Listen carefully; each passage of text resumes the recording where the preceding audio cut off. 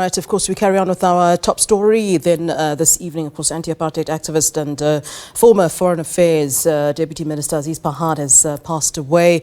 He was 82 years old, and we've certainly been getting some reaction. We just got some reaction from political economic analyst Terry Bell, who, of course, also spent some time with him in exile. And now joining us is the SACP spokesperson and Politburo Secretary for Policy and Research, Dr. Alex Mashilo.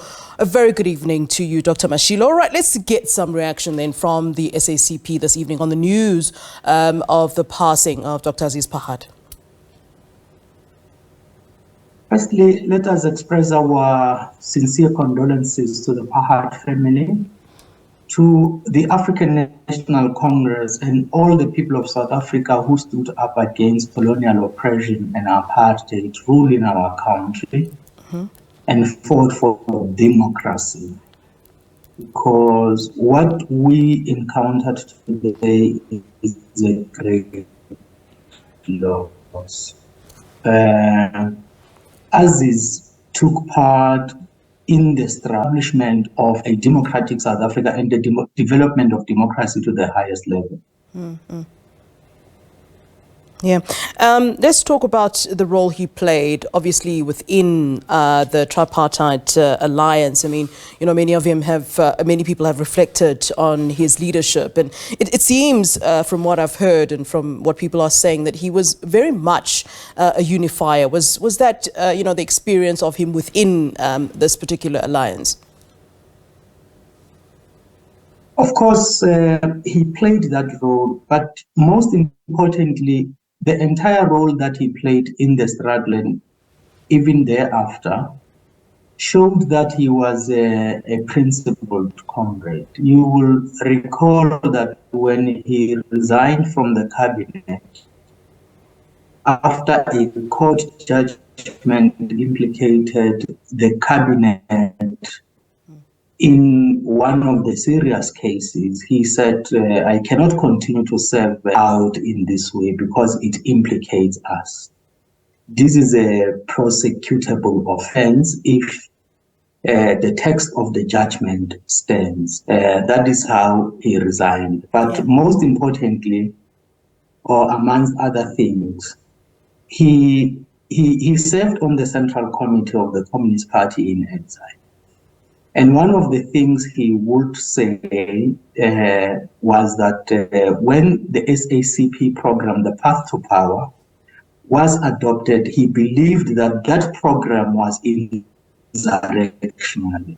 Yeah. In other words, we were at a tipping point where if we didn't achieve a transition to democracy, we would achieve it through the insurrectionary measure. That is how he understood the party program called the Path to Power. He was the head of the SACP, international relations, and even in the ANC, he spent most of his time as an international activist, an international solidarity activist. That also translated into his role as the longest serving minister, who was the Minister of Foreign Affairs at the time, in the from the mid-1990s, coming this side until he resigned. Yeah. I want to talk about, his contribution to, not only the struggle, but also, that transition, from apartheid to democracy, which, of course, he played quite a pivotal role in. What can you tell us about that time? That was a very difficult time. It was unlike the current time where we hold discussions under a democratic space. That was a very, very difficult time. Whatever you said at that time was read not only by the enemies, but also by your comrades in a very, very serious light. Because there was a time where it was very, very, very difficult to understand who stood where. He was among those who stood firm as part of the leadership of the South African Communist Party and the African National Congress, steering the ship towards the transition we achieved in 1994. Yeah. You know, I can't talk about the SACP back then without, of course, mentioning Chris Hani. Would you have known, you know, what that relationship was like, you know, between Aziz and Chris Hani? Relationships within the Communist Party take place in the context of collective leadership and accountability. Right. Post unbanning, Aziz did not really serve on the Central Committee of the Communist Party. So, but compared to the period before unbanning, I could say he played a great role in the period before unbanning, coordinating the international relations of the SACP. And generally, the leadership of the SACP gelled very well together. Remember, at that time, you didn't join the SACP through membership forms. You were recruited based on your capacity, and there was thorough vetting. So the SACP was highly manageable. It was an organization of highly trained comrades who knew each other, although there was a time where it was difficult to say who belonged to the SACP because of the banning conditions. But they took a decision to organize the party in a tight way in which comrades knew one another and appreciated each other's strengths. Yeah. Would you have an idea about, you know, his thoughts, you know, about where the tripartite alliance is now? And, you know, we can't run away from the fact that there have been, you know, some of those tensions and talks about, you know, breaking away and so forth. You talk about the SACP having been, I think, to quote you, you said highly manageable. What exactly does that mean? And would you have been, you know, happy with where SACP is now? Look, the best way to understand Aziz is to go back to the exile period, because sometimes because of lack of political education or understanding of the history of the movement, people think that what you referred to as the tensions within the alliance are new. There was a time in exile in London where a certain group believed that the SACP took control of the ANC and was directing it. And there are people who Aziz would thank for playing a great role in clarifying the unique nature of the alliance between the African National Congress and the Communist Party. And I must say something regarding the current period. The SACP is a political party and reserves all the rights that political parties have. And when we discuss exercising any of those rights, we are not referring to a breakaway. We are not separatists. But that doesn't mean we cannot exercise any of our rights that all political parties have. This is the context in which the current debates take place. The debates at the time of Aziz, especially in exile, was from a wing that believed, if you recall very well, the apartheid regime in talking to President Nelson Mandela gave him several options. And one of those options was that in order for talks to take place, the ANC had to break away from the Communist Party. And Nelson Mandela, as he says in his Long Walk to Freedom, said that was unreasonable because you cannot spend your lifetime with a person and separate with that person because the enemy who is opposed to democratic majority rule wants you to part ways with that person. All right.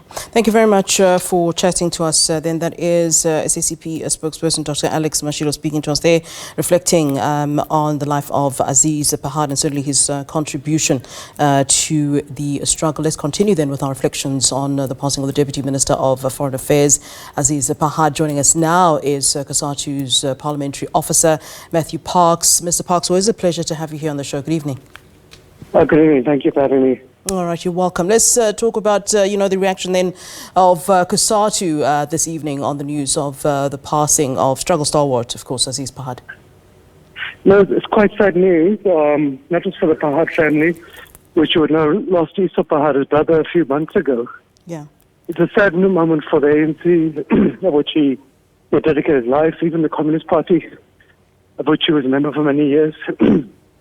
It's a sad thing, I think, for South Africa in general, because this is a passing of a man who contributed a lot, Yeah. spent his entire life contributing towards the liberation of the country.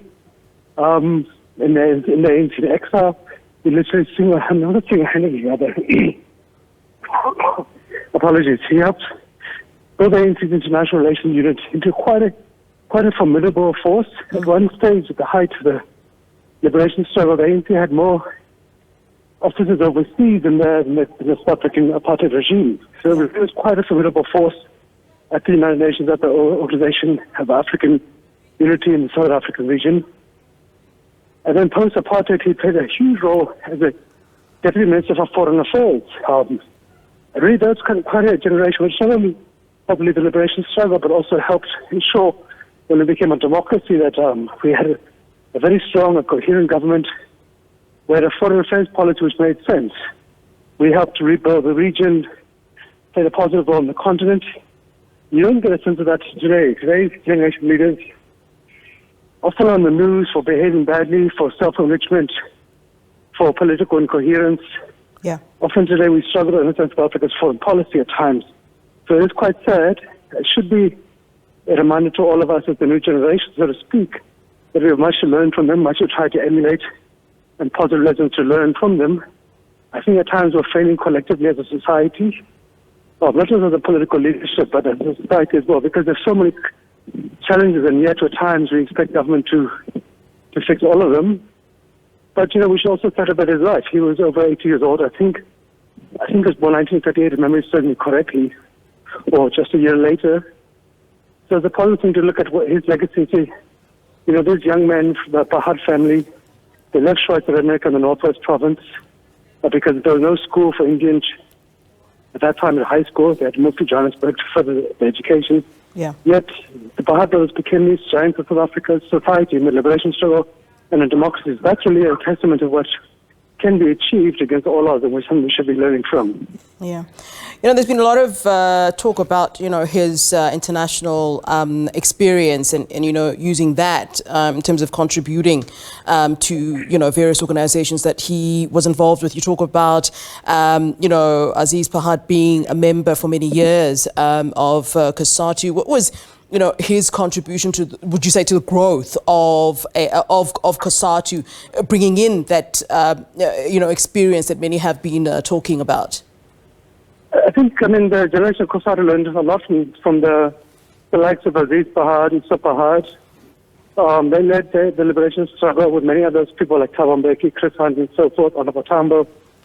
They led the liberation struggle not in a sectarian way of simply saying, let's build the ANC or let's build the Communist Party, but more about how do we mobilize society to reject a racist regime, how do we kind of give a vision for a non-racial society that benefited everybody.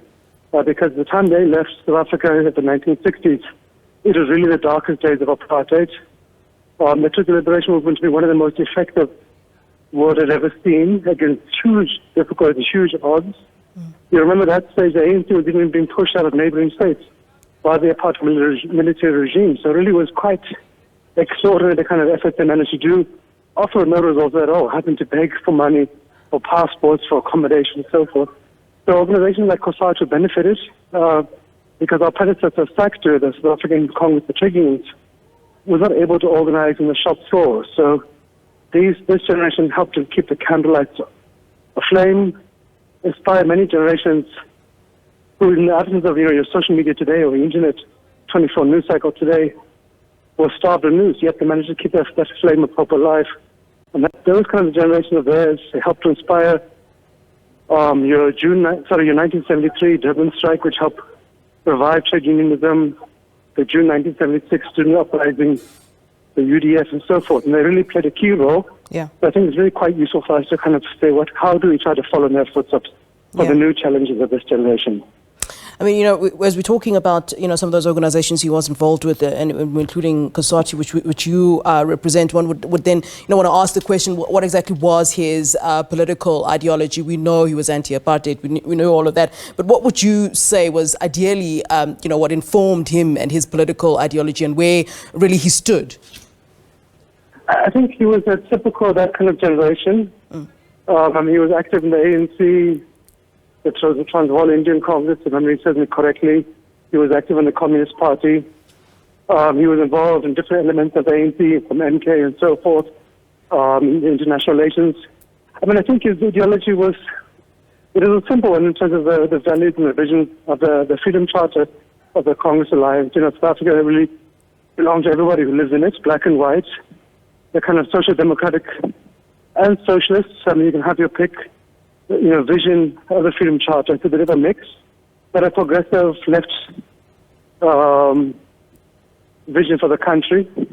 I think obviously his views, like many of people's views, would always evolve over time based upon experiences of what he had seen during his time in Europe and other African states. No human being would be immune from that.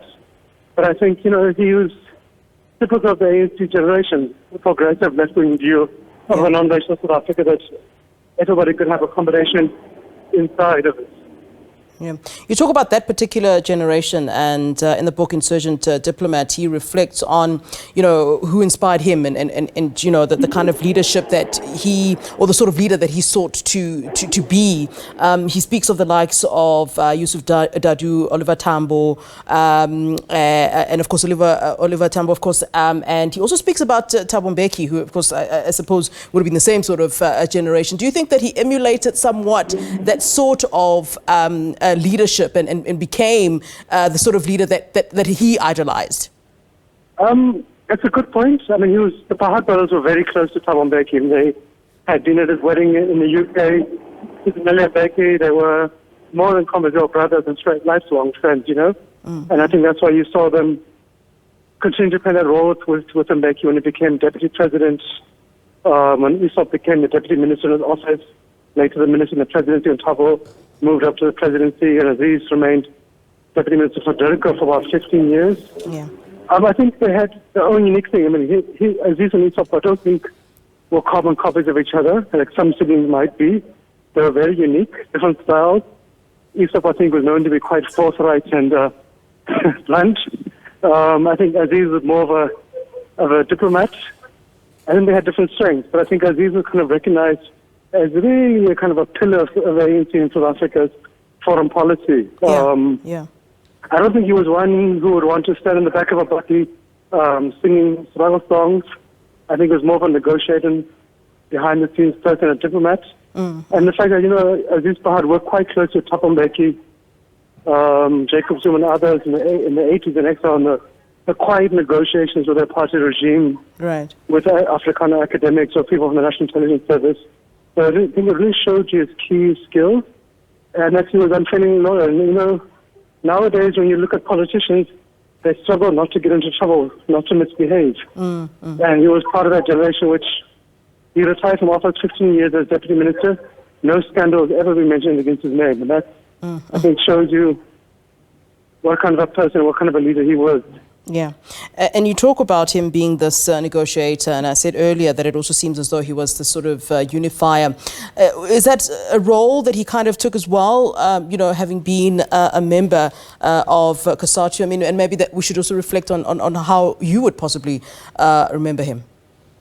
Yeah, I think that's a good point. That generation, Aziz Pahad was never part of a faction. I think he had his views about the ANC and so forth, the quality of leadership. But it was not that kind of factionalism which you see nowadays, sadly, so prevalent, He was not a person who would say, let's vote for this one because he's going to give me a tender, or a person who's going to collapse the Congress because his favorite candidates are not going to win and so forth. And that is something we should be learning from, because sadly nowadays, not just in the ANC, but across the political parties, you see a lust for power. So the ANC has a problem with the factionalism, which you all know painfully. But in the other political parties, you have lifelong leaders. People who have been leaders of the party since they were founding 2 or 3 decades earlier. And I think Aziz was not one who sought position. I think he just simply wanted to make his contribution. Didn't even care about the limelight. He just wanted to say, how can he help out? And the fact that he never complained about being a deputy minister for 15 years under two different ministers, I think he felt that it was, he was happy to be a backroom operator, making his contribution, doing the hard work, and really, South Africa benefited from that humility. Nowadays, people will say, well, I'm a leader, I can make noise, I can sing songs, therefore I should be a minister or this or that. And that's quite an opposite of what he stood for. All right, Matthew Parks, always great talking to you. Thank you very much, sir. That is Cosatu's parliamentary officer, Matthew Parks.